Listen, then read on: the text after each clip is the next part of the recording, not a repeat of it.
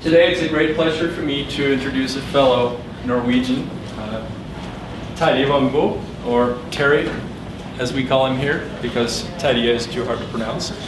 Terry went to school here at UW, right here in the College of Business in the last century, a while ago. He went on to a great career in the high-tech industry, first working for IBM and later working for IFS, a ERP software company that he built up first in Norway and then later on here in the US. Terry's wife is from Wyoming, and eventually he ended up back here, which was very fortunate for me because we ended up hiring Terry as our Chief Operating Officer at Handel Information Technologies. So today Terry's here. He's going to talk about himself, his career, the topic in our class today for new ventures is financial information. So there's going to be a bit of information along that line. So welcome, Terry. Okay, thank you. Well, good afternoon. Good to see you all. Evan just pronounced my name because I was thinking that the first 5 minutes we were going to try to figure out how to pronounce it, but he kind of ruined that already.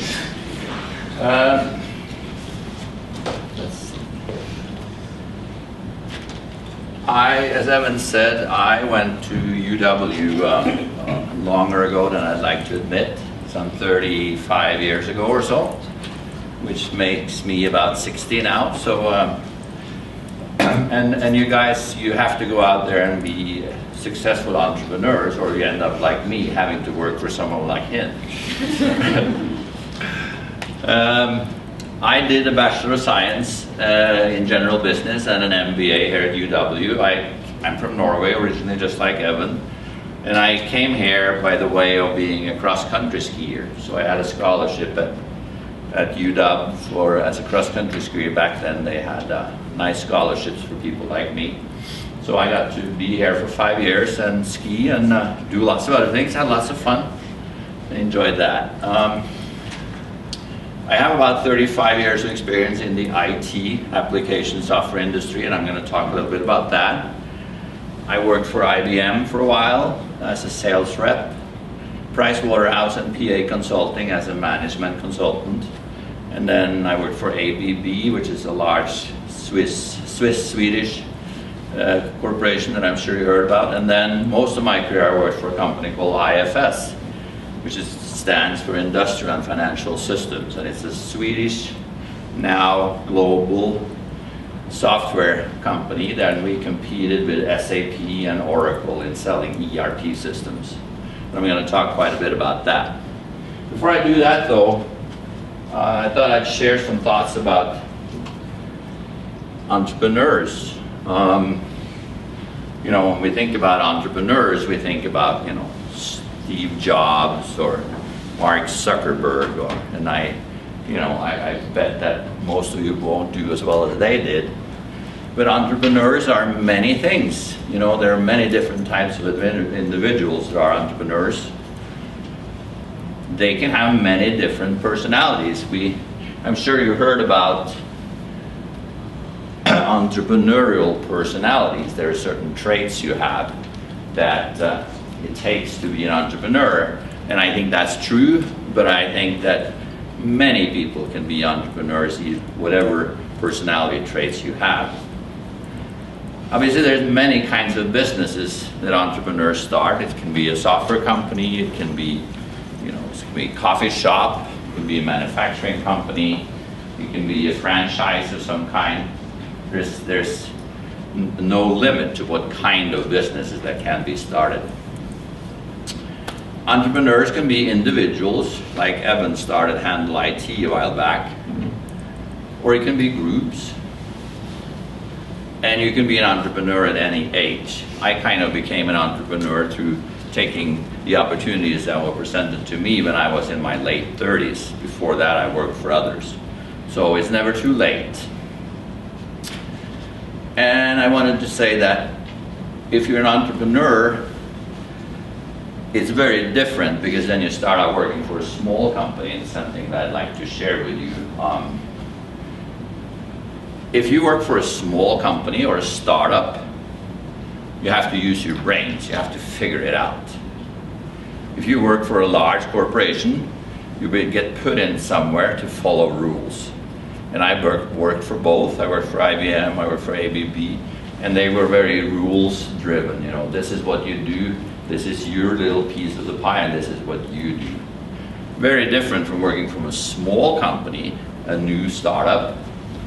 There are no rules, you know, or you make up the rules, or you have to figure it out along the way. And I think that's a tremendously different strategy for each and every one of you when you get out, when you're done going to school and you're going to get yourself a job. You have to kind of figure out, what would you like to do? Would you like to be working in a large corporation and follow rules, or would you like to create a business and create the rules? So that's some thoughts about entrepreneurship. So how many of you are planning on becoming entrepreneurs? Okay, have you already figured out what you're going to do? And that's another pet peeve of mine, is kind of when you're an entrepreneur, depending on what kind of business it is, you have to figure out how to do it. And one way of doing that is to sit down and write a business plan and say, okay, this is what I want to do, and here's the business plan. And then you execute. And in my experience, that works well if you, for example, are going to do a data center, and you're going to develop a data center as, you know, state-of-the-art data center. Then it's pretty easy to sit down and write a business plan about that. But if you're going to be a software company, for example, it's much harder to know up front what to do. So I think it's very important that, you know, of course you need to plan, and you need to figure out, you know, what to do in some kind of plan. But it's important that you stay flexible, and that, you know, you may write a business plan, but along the way you'll probably change it 50 times. And I think that's a really important thing. Entrepreneurial personalities. Right, I Googled this, and, you know, I got lots of hits, and I picked this one. I liked this one.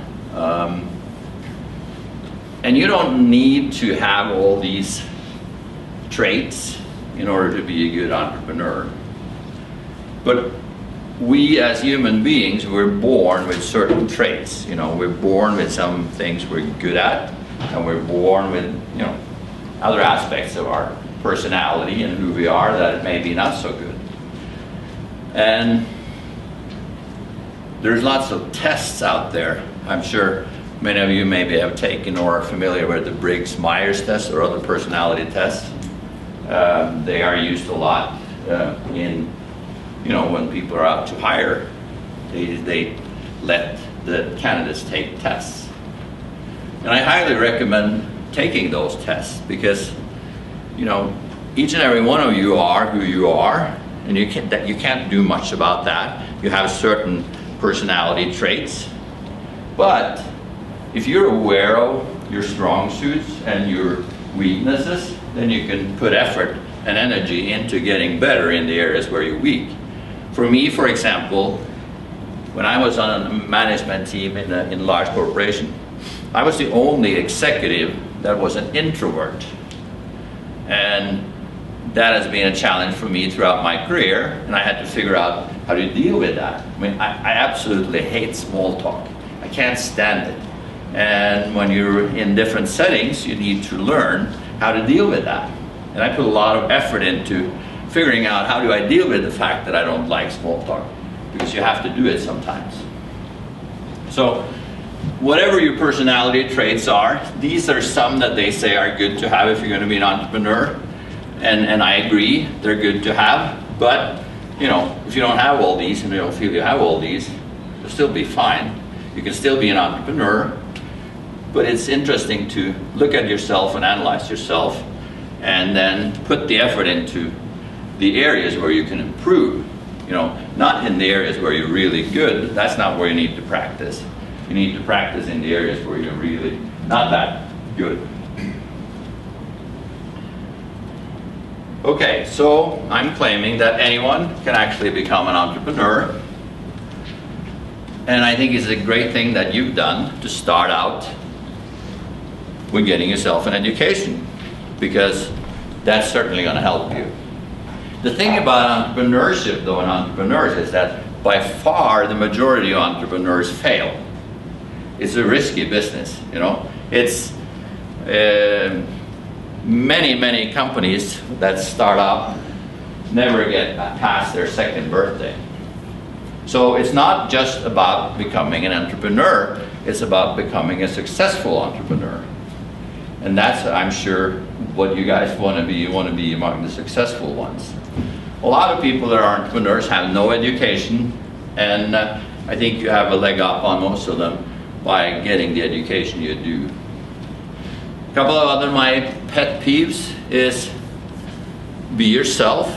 You know, you can't fake it anyway. I mean, if you try to role play, and when you're an entrepreneur, you kind of appoint yourself also as a leader, because you're going to have employees in most cases.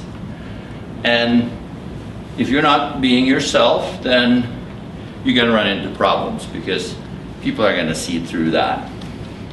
And be honest, because to be a good leader, you have to be honest.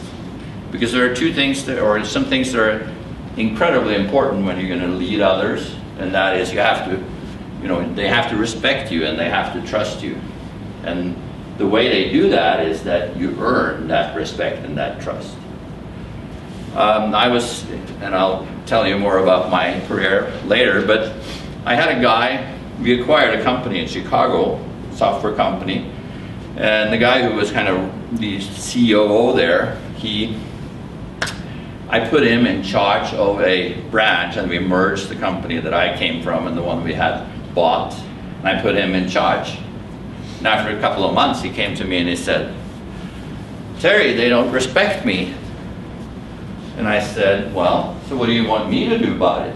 Do you want me to have a sign and walk up and down the corridor here and say, 'Please respect Dick'? It's not going to work. You have to go out there and earn it." So that's some of my pet peeves that I put up there, and I think they're important for you as you move down the trail of entrepreneurship. Okay, so a little bit about my career. As I said, I went to school here in Laramie, and I went back and I worked for IBM, and I was a management consultant, combined for about 10 years. And after that, I decided I needed some management experience. So when I was in my early 30s, I started working for ABB, which was a large industrial company, and I was the CIO type, or director of IT or something like that. And there was lots of commotion around the company. There was mergers and acquisitions and sales, and at some point in time, top management decided that the department that I was the head of, that they wanted to get rid of it because there had been so many mergers and changes. And we have been working with a group of people in Sweden that had a little company called IFS, and I got the opportunity to do a management buyout. So I took about 30 people with me and started a new company. So I was running that in Norway from 1991 to 98.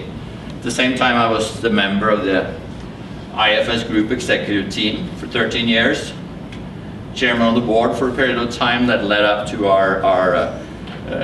until we went public. I was in charge of IFS North America for the first years as chairman, and then I moved there in early 1999 or late 1998, and was running IFS North America for a few years.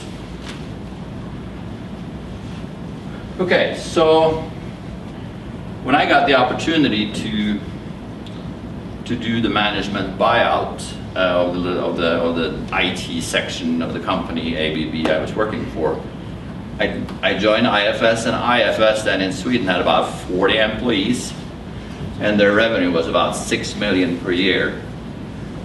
And that was in 1991, and 12 years later, the corporation had 2,700 employees and revenue of about 400 million, and we operate in 35 countries.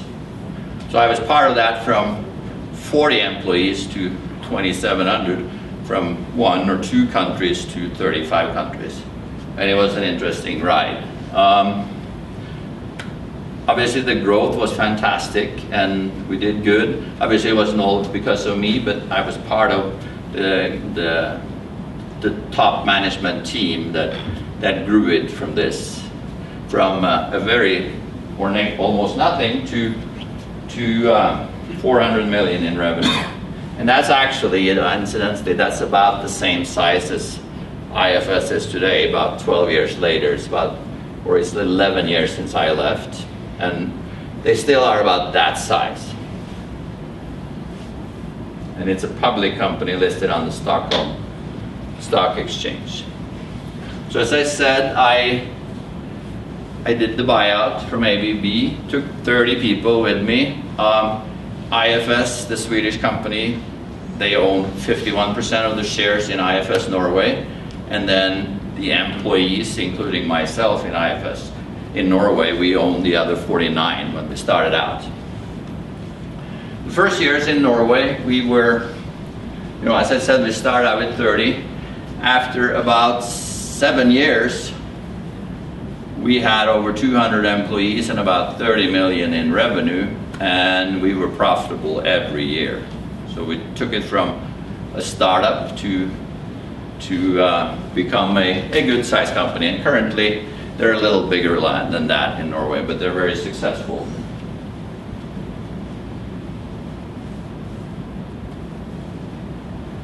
IFS North America, while I was running IFS Norway, I was part of the corporate management team in the IFS group. I got the responsibility for IFS North America in 1996, and at that time we had 15 employees in North America, in Raleigh, North Carolina, and revenue about 2 million. And in 2001, we posted revenue of 85 million in North America. So it was a fantastic growth. We did that through a number of acquisitions, which was an interesting thing, a difficult thing, and then some organic growth. We had, and at that time in 2001, which was the high point, we had about 10 offices across the US, and we were competing with SAP and Oracle. That was our main competition. And we were a small software company from Sweden that nobody had heard of, and our competitors were the giants in our industry. It was kind of like, General Motors and in the car industry, SAP and Oracle. So we had to figure out, how can we compete with these big dragons? Our software was good, we had a good product, but in most cases, when we sold to mid-size, mainly manufacturing companies, and they were mid-size. By that I mean companies that had 1,000 to a few thousand employees, some 100 millions in revenue. And most of them tended to choose to go with SAP or Oracle, even though we had just as good a solution, and we were cheaper, but still they went with the big dragon. So we had to kind of figure out, how do you deal with that? How do you you just give up and throw in the towel, or do you figure out how do you do that? And the way I approached it was that you had to figure out which of the potential prospects you had out there were actually going to buy from someone like us that they never had heard about. When you sell ERP systems, you typically sell it to the CFO. It might be helpful, because I suspect some of you don't know what ERP is. Oh, sorry. Can you define what ERP is? Enterprise Resource Planning. It's really, it's the system that a manufacturing company uses to run their business. It's everything from accounting, purchasing, invoicing, manufacturing, aftermarket support, maintenance. It's all those modules, and SAP and Oracle have all those modules, and so has IFS. So it's the system they use to run their business, basically. Here at UW, it's PeopleSoft, which is now owned by Oracle. So it doesn't have to be manufacturing, although that's... Yeah, we typically sold to manufacturing, but it doesn't have to. Obviously, SAP and Oracle and sell to many other sectors, public sector, universities, hospitals, and so on. So that's good that you asked that question, Evan. So typically we sold to the CFO, the Chief Financial Officer. And so when I had sales training, I had probably like 15, 20 sales reps that worked for me. And we were trying to figure out together, how do you sell IFS, small, relatively unknown Swedish company, to a CFO? Because and my approach was that a CFO, who is a CFO? Well, a CFO is usually, by personality, a follower. If he wasn't a follower, he would have been the CEO and not the CFO. So he's a follower, okay? A follower likes to do with the same as his peers do. So a CFO, so when we got a new potential, customer, prospect, and we were going to start working with it, and our cost is really related to the sales process. Making the product, but selling is a huge cost. And the worst thing for a company like IFS or any software company is to come in second. Because that means you put in all the work, same amount of work as the guy who won, but there is no second prize. When the contract gets awarded, it gets awarded to winner, and all the others are losers. So we had to avoid that we spent our time working on deals that we couldn't win. So knowing then that the CFO is a follower, he likes to do the same thing as his peers. His peers are typically CFOs from other companies, and he likes to compare himself with CFOs in companies that are a little bigger than his, because he aspires to get bigger and better in his career. So we made a rule that before we start working on a deal like this, and it's weeks, months of work for a number of people, we had to figure out who the CFO was. So we had to look at what kind of car does he drive. If he drives a BMW or Mercedes, we're not going to work on that case. Is he an active member of a country club? If he was, we were not going to work on that case, because the likelihood that he was going to buy from us was very low. Because he couldn't go to the country club and say, hey, I bought this system from this IFS, a Swedish company, and they would say, IFS, who the hell is that? So they wouldn't, most likely he would not buy from us in that scenario. So we had to find the companies that had management. They were willing to stick their head up and say, and we're proud to say that, okay, I found this awesome company from Sweden. They have fantastic software, and I got it really cheap, and I saved my company tons of money. But most CFOs are not like that. So we had to find those that were. And I mean, this is an example of, What kind of cars do they drive? well, they might drive an American brand, you know, something less exciting. You know, or they might be like you, they don't care what car they drive, you know, what kind of brand they drive. But I mean, this may sound silly, but it really works. So by avoiding to work on all these deals that we wouldn't win anyway, we could put more time into the deals that we actually did win. And we were able to grow the business very successfully by doing stuff like that. It's when you're a small underdog, you have to be better and smarter than the big guys. I also put out an absolute no to hiring sales reps that had worked for either SAP or Oracle. Useless. Because they were order takers, they were working for the market leader, and they were used to getting the deals easy. We had to struggle and fight much more than people that had that other experience. They didn't fit in. They didn't do the job that we needed them to do.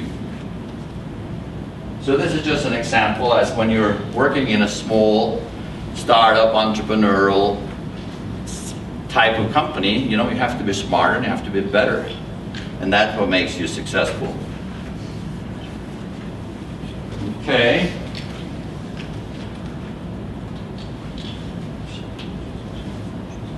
So that was my career in I'll finish up my IFS career. My career at IFS came to an end in 2003, and I got laid off, fired. And that's not so fun when you're 50 years old and you've been working for a company for 15 years. But we kind of ran out of steam after 9/11. After 9/11, nobody bought business software like we were selling for at least 6, 9, 12 months. It was absolutely nobody that bought, and we were not prepared for that.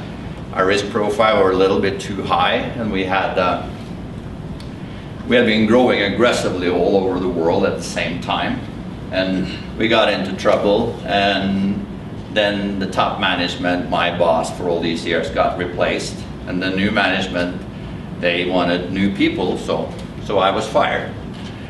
So you can be very successful and do a great job, but you can still get fired. And that's kind of a risk you take when you work in an entrepreneurial type of company, that, you know, there are no guarantees. And as management, top management changes, then lots of things changes. So that can happen to anyone. It was a fantastic ride, though. I wouldn't be without it, and you know, I got over the fact that I got fired, but still, it was pretty traumatic to me when it happened. Isn't it true though that your boss was the founder of the company? Uh-huh. So how was he ousted? If he was the founder, did he sell out? Well, at this point in time, it was a public company, Yeah. so he had, you know, he had, you know, 3-4% of the company or something. So, and then he had to go and find some additional investors because we ran out of cash. So we were too aggressive, and 9/11 really stumbled us up. But you know, that happens.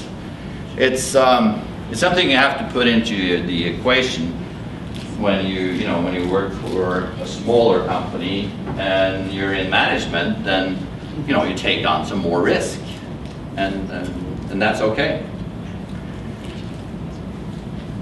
Okay, so currently I work for Handel IT. I joined in 2010. I ran into Evan through our mutual friend, and Evan had this little company that he'd been running for 13 years, and it was basically a consulting company, and I kind of led the change from changing it from a consulting company to a software application company. It's a fun little company, and we've made that change. The changes take a little longer than we thought. And I focus on operations. I mean, I'm an operations guy. Evan is the entrepreneurial spirit, and I'm the guy who runs around and focuses on operations. And in that, we're a good pair because our personalities are very different.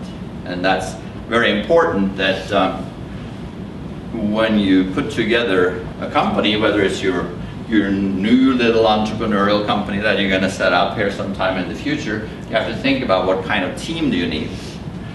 And I've been helping the company stay on track.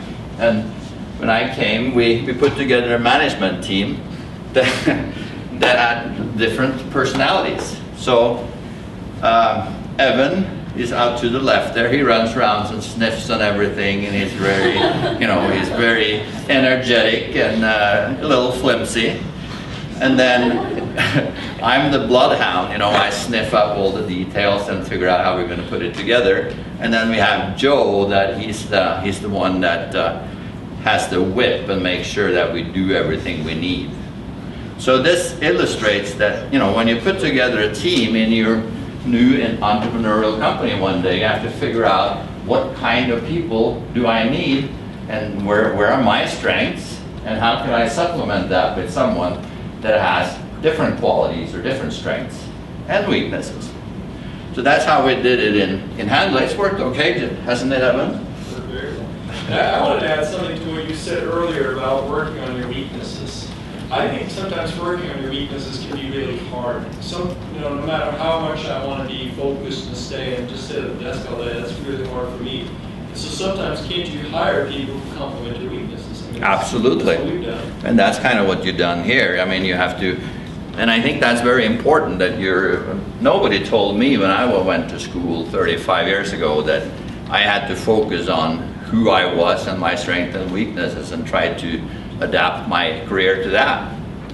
So I think if someone had told me that back then, I would have done even better.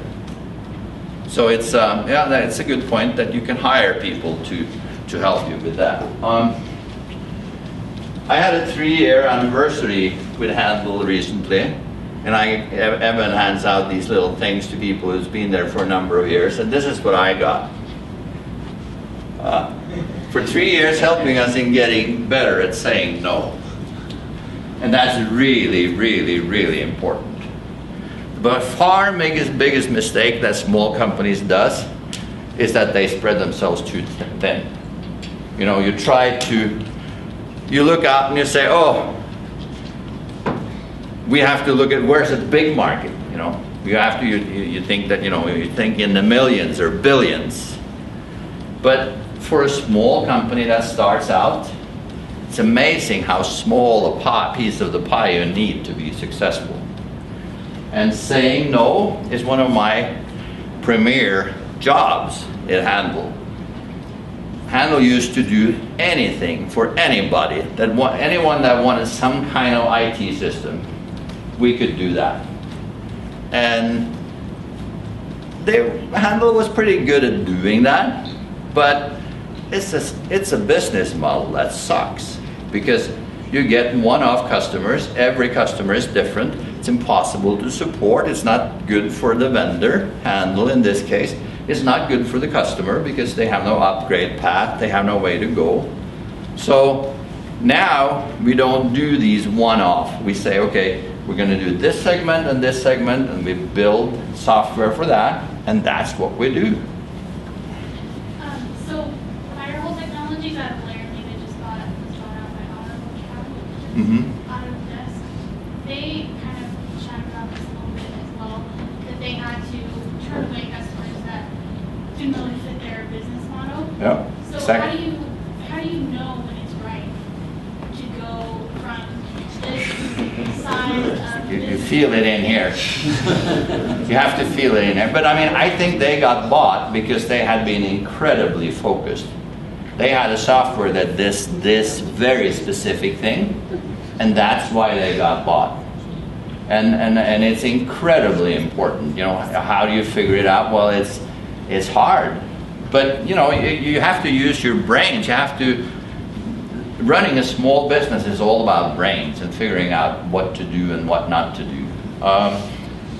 And if you're going to be successful in running a business, you have to. I've been asked many times, so what made you successful? And I've been an executive in the software industry for 30 years. And what made me successful? My answer to that has always been, okay, I had a list of things that I knew I should do, and the list may be 100 items. But in real life, I could only do 10 of them. And I was good at picking the 10 that I did. And the other 90 I never did. And some of those 10 that you had to pick were things you didn't really want to do, which is really important. You know, because it's so easy to not do them because you don't want to do them. So picking the right thing and spending your time on the right things I think is one of the key success factors. So I'm the guy who says no, and I'm proud of that, because I know that's going to make us more and more successful. Because, and I had gotten everyone to buy into that, I think. Okay, I'm going to talk at the end here a little bit about assessing new ventures' financial strength and viability, which was the chapter in the book that you guys were supposed to be talking about today. And I know Evan is going to talk to you about this later, but viability, you know, is this a viable business? Is it, you know, is there a market? Do we have the right offering for the market? How do we differentiate us from the others, the competition? Do we have the right team? What are our core strengths? Do we have the funds to cover the startup costs? Because there are startup costs for any business. And how do we execute? In my opinion, where most businesses, small businesses fall apart, it's on this one. It's on the execution. It is, people are good at writing plans and figuring out how this is gonna, you know, how are we gonna do this? But they fall down on the execution part, you know. We don't execute well enough. And business is kind of easy, it's kind of simple. If you figure out what it takes to be successful, and you do what it takes to be successful, you'll be successful. I mean, it's not any harder than that. But figuring out what it takes is hard. And doing the things, kind of like an athlete, you know, if you figure out what you need to do in your training exercises, but you don't do them, they don't, you know, you're not going to do very well. You have to do them. So execution, I think, is the thing that where most small businesses fall apart.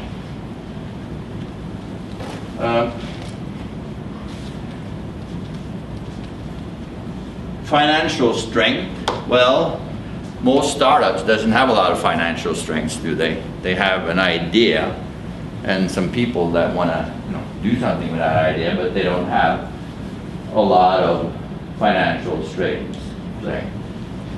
When you start a small business,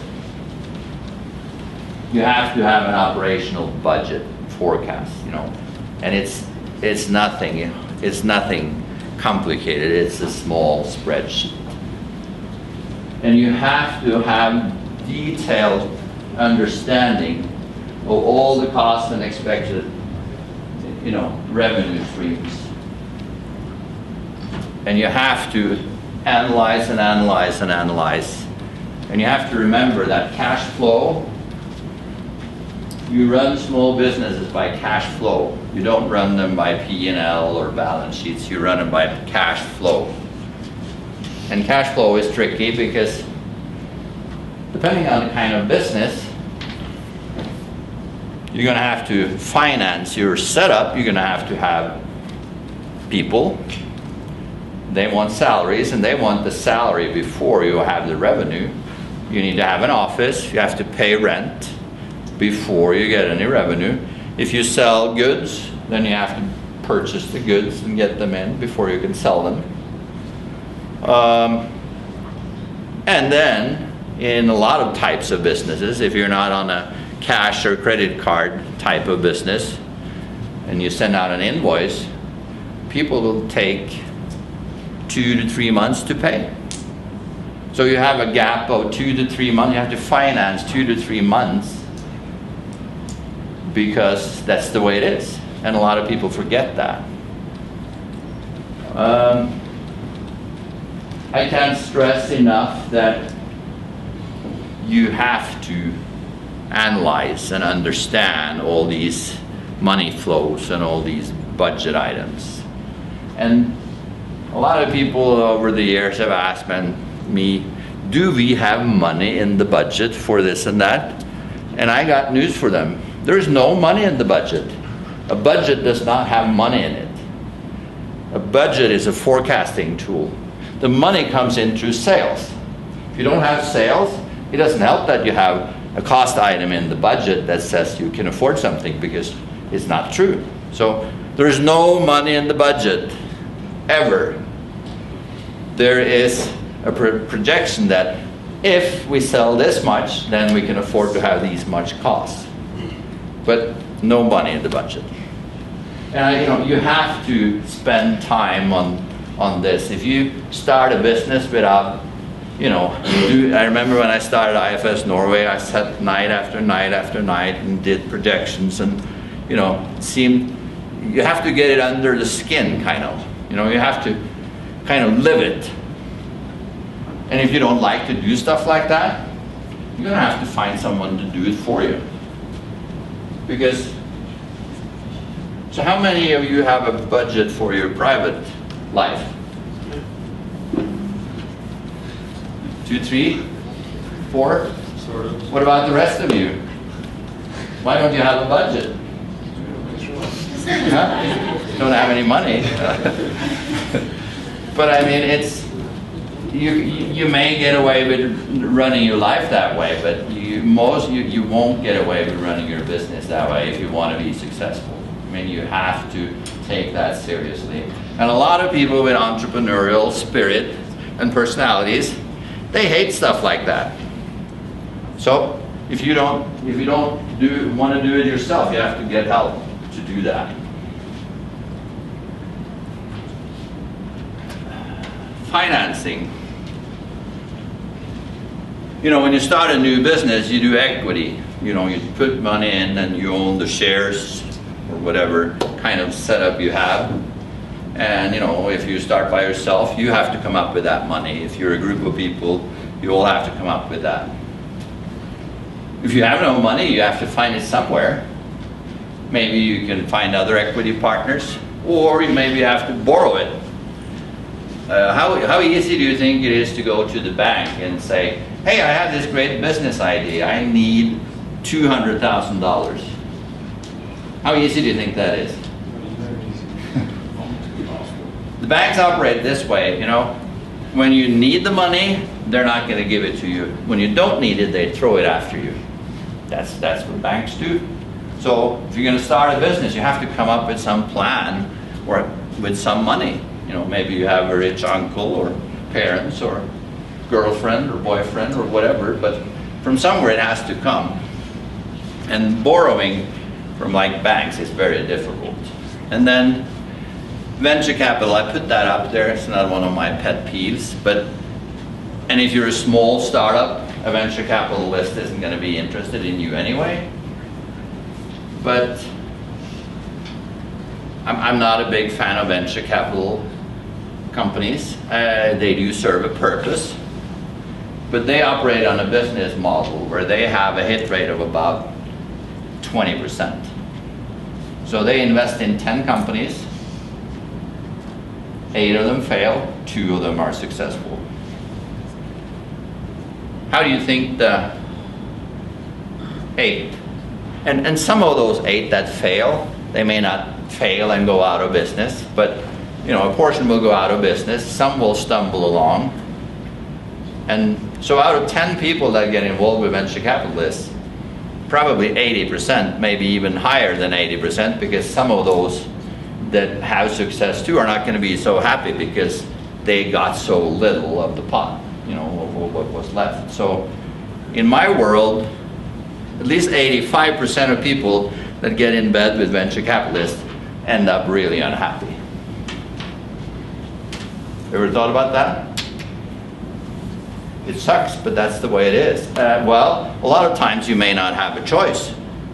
You have great ideas, you have great energy, but you don't have any money and you can't find it anywhere else, so you do it.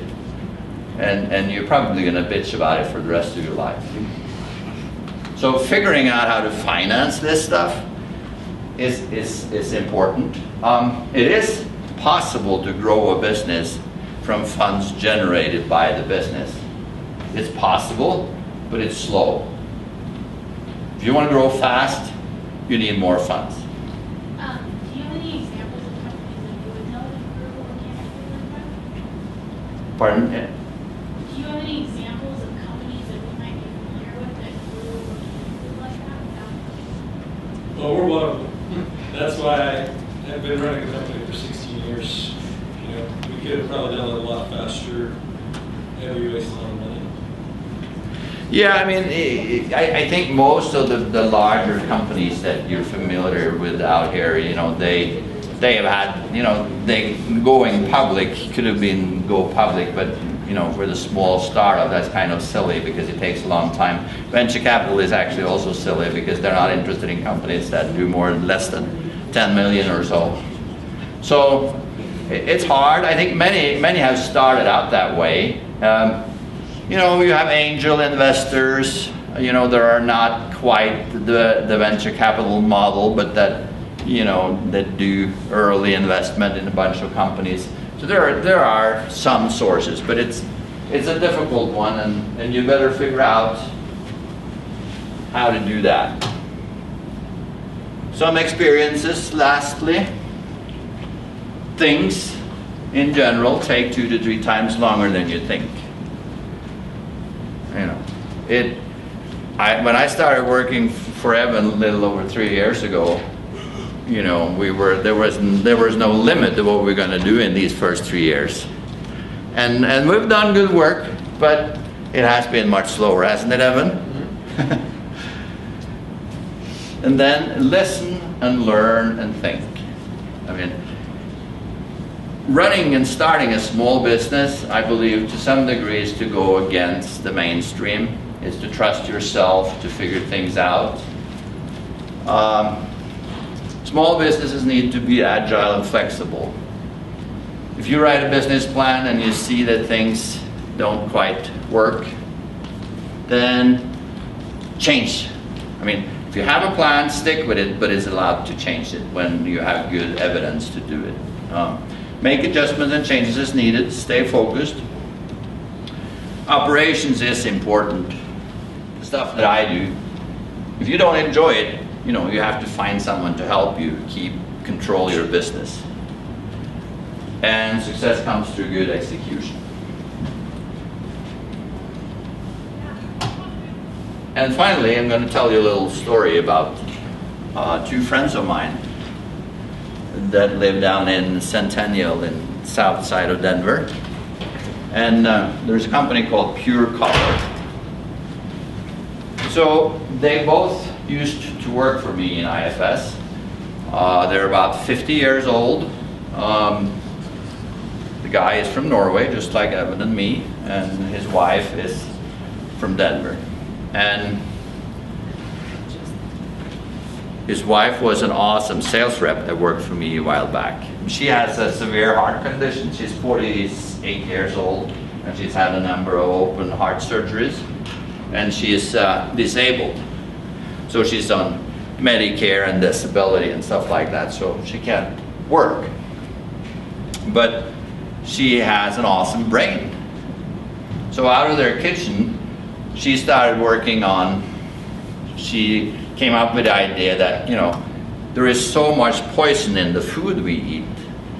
And the thing she started with was coloring, that the food colorings were unhealthy, and she set out to define natural food colorants.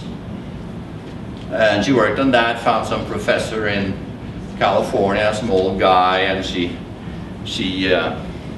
copyrighted and got some patents on some food colorings, and they started putting that into chocolates, cakes, and stuff like that, and they got in bed with Whole Foods, for example, and they started, you know, so they started a little business, and they produced their own chocolates.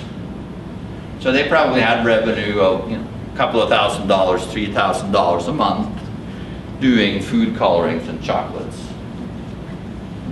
And then one day the phone rang and some guy said, "Are you doing natural colorants?" And she said, "Yes." Okay, we do all these events and we are buying colors from India, and it's called holy powder or something like that, that you throw at events and stuff. The problem with the stuff we get from India is it's full of lead and other poison, and this is not so good. Do you think we could buy from you instead? And she said, "Yeah, maybe. So they started working on this food colorants, and it's basically cornstarch and some other additives, and they manufacture it. So they got two of these sections in these warehouses, and they started manufacturing food, you know, these colors, and they call it celebration powder. And last year their revenue was $800,000 amongst the two of them, and their profit was about $300,000. And the latest is that they've come up with that you have, you know, like when you see on New Year's Eve in New York City, you see all the confetti they throw out of the windows and over there, and it's a mess to clean up. So now she's come up with all natural confetti made out of potatoes. So, and it looks promising. I mean, it's not a business yet, but I guess the reason for telling you this story is that you put yourself in a position to be lucky and successful. If she hadn't started in her kitchen doing this color thing, they wouldn't have had a business today. Did she have any clue that it was going to be, you know, celebration powder that they now sell in large volume already? No, she didn't. But she got that phone call because she used her brain and applied herself, and then good things happen. And I think for entrepreneurs, that's a good lesson, that, you know, if you just sit in a bar and drink and do nothing creative, you're not going to get there. If you sit at home and try to figure out stuff, you may be putting yourself in the position of being successful and lucky. And that's awesome. So I wish you all the best of luck with your entrepreneurial enterprises, and I hope you could take some learning from my experiences. Thank you so much.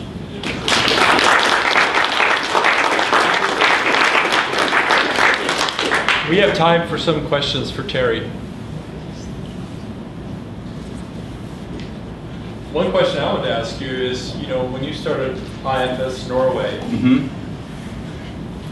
what was it, you know, that allowed you to break out into another market with their products coming from Sweden? Was it an anchor customer that you happened to be lucky with? Was some anchor customers and competence. We had a great group of people. So the strength that we saw was that, okay, we have an emerging product, we have some customers, and we have a great group of people that have the right competence. You have to figure out what, you know, there must be some building blocks. And in that particular case, that was what I built on. You grew from, at that point from 96 to 2001, was from 2 million up to 85. Yeah. And you did it through organic growth and acquisitions. Yes. How did those acquisitions go? I think it is that super risky. Yeah, acquisitions is hard. They're hard. They're very hard. I would have done them much better today than I did back then, because I didn't have the same experience. I think the one single biggest mistake that we did was that as soon as I acquired, and they were other ERP type companies and they had their own solution, as soon as I acquired them, I tried to integrate them into what we were doing. And that was a big mistake. It was very costly. And their customers got a little pissed because they had just bought software for someone, and they probably liked it since they bought it. And now we were going to, transfer them over. So if I was going to do that over again, I would have said that, okay, let's buy that company, and then we can milk that customer base for 10 years with the old system, when we would have gotten much better financial results that way. But acquisitions are difficult. They're easy to stumble on. Cultures are different in different companies. You have to find a way to get everyone on board with what you're doing. The people. I mean, the businesses I've been running have been people businesses. And most businesses are people businesses, but these are very heavily competence. And if you have the people with the competence against you, you're lost. So, but they're hard. Any other questions? Is that what led to the financial struggle? Was you just, with the acquisition side, just Well, wasn't creating enough revenue when they didn't? Yeah, I mean, well, Or the debt's too it high, was I the guess? core. Well, we were able to handle it here in the U.S. It's probably probably what I'm most proud of in my whole career is I had just acquired a company right before 9/11, 2001, and we were in the process of merging that, and I had too many employees, and nobody bought. So we scaled down from about 500 employees to about 300. So I had to get rid of 200 people, which was a horrible thing, but it had to be done, and we were able to manage that. The problem was that the corporation had grown as aggressively in many other markets around the world, and the cumulative effect of that was too much. And in life we make mistakes, and we make mistakes in business too. I'm sure you're not going to do that, but I did. So. Can you talk a little bit about cultural differences from running a business in Europe? Were there things that you came over here doing that you found out, whoops, that's not... Do we have another hour? Well, I'll do one quick one. When I came to the U.S. to build IFS North America, I thought to myself, this is going to be a piece of cake, because it was exactly the same product and exactly the same thing we did in Norway that I was going to do here. And it turned out that it was not the same. The culture is different. For example, in Norway we have a very open and we have a very open way of communicating with our employees. If I went into an office in our office in Oslo and told my employees that I wanted to do this, if they thought it was stupid, they'll tell me. They say, "You're an idiot. We're not going to do that." If I went into the same office in our headquarters outside of Chicago to my American employees and told them to do this, they'd do it. It's a completely different way of approaching authority. And that one cultural difference, another thing, when we sold in Norway, I mean, the kind of sales that we did was often a long sales process, and the customer often set up a committee, from different departments in the organization, and they did interviews and got demos from all the vendors, and then they came up with a solution or with a recommendation. And in Norway, when we did that, whatever they recommended, the company did. Like here in the US, we were really, really good at our demos and our presentations and stuff. So we frequently got selected by the committee, and then the CFO and the CEO went out and bought SAP instead, even though the recommendation from all the employees that were involved was to go with us. So a couple of examples that it was very much more different than I thought. That explains a lot. So every time I go to his office, he says, "Oh, that's a dumb idea." But I mean, yeah, no, there's, I mean, I could talk about this for a long time, but we're over time already, so. All right, Okay, thanks, guys. thank you guys.